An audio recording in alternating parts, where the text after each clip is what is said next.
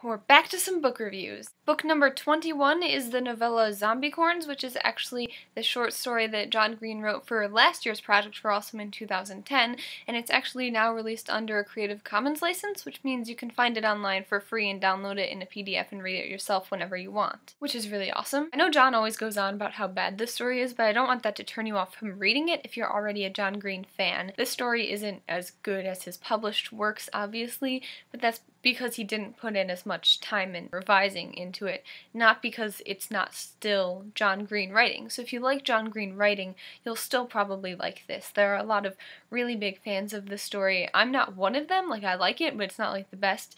So I mean, it has fans, you should read it, especially since you can get it for free, and it's a really quick read, and this is turning into an advertisement instead of a book review. I read it once, I probably will never read it again. I think I gave it 3 out of 5 stars on Goodreads. It has a really good plot, but I'm not all that into zombies, as we went over during my review for World War Z. I kind of like the commentary on corn monoculture, because I've recently been learning a lot about that and watching documentaries about how corn is kind of the only thing we eat, and it's in everything, so I find that concept really interesting. He pulls it off kind of well, but again, I don't really like zombie stories because I kind of like characters and their growth and their interactions with each other, and in zombie stories there just aren't that many characters to interact, so I kind of have the same problem I have with World War Z with this one. If you're a John Green fan or a nerdfighter, you should read this, otherwise it doesn't really matter. That was probably a really unhelpful review, but whatever, moving on. Water for Elephants may be the best book I read this year. I'm not going to say that definitively yet, but for now, I'm just throwing it out there. It's definitely a contender. I don't normally read that many mainstream bestseller current fiction novels,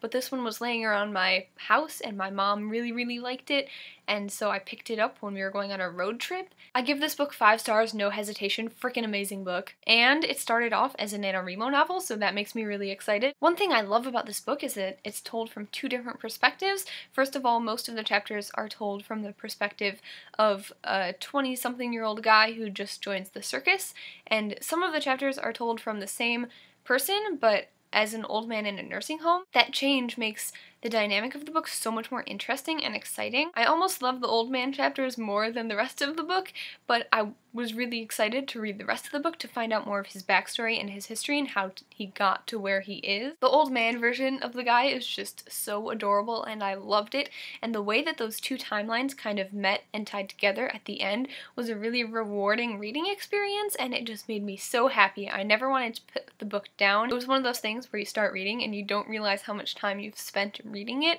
because you're just so engrossed in the story. The story is fantastic, the writing is fantastic. Just read this book, please. It's so good. I read Me Talk Pretty one day this summer. It is a book by David Sedaris. I read it on the recommendation of a friend, and also because I read a portion of it in the 50 Essays book that was a compilation for my English class, and I liked that part, so I just figured I'd read the rest of the book. It's a really quick read. It's a bunch of short stories that are nonfiction about the guy who wrote it. He's super funny, super entertaining, super witty and sarcastic, and that's the kind of writing I like, especially for fun.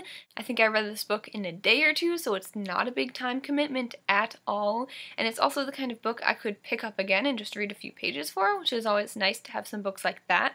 So yeah, it's a quick, funny read. If you want one of those, I highly recommend this, but it's not something like deep or life-changing if you're looking for something like that.